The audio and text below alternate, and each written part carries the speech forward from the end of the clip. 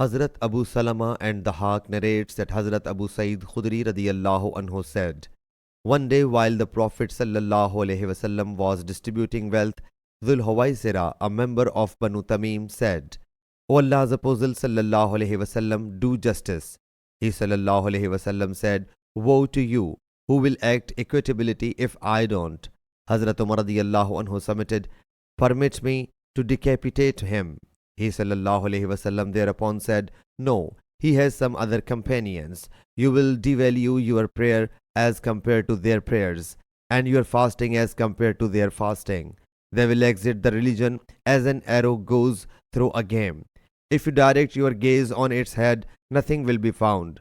If you cast your glance at its sinews, nothing will be found. If you look at its rod, nothing will be found. If you look at its wings, nothing will be found.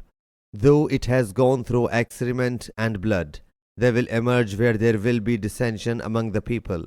Their identification mark is that the arm of a man amongst them will be like a woman's breast or a sighing lump of flesh.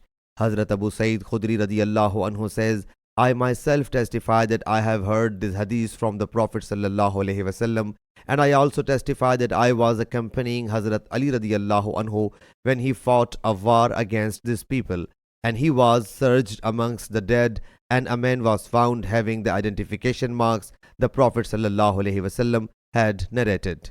Sahih Bukhari, Hadith number 6163.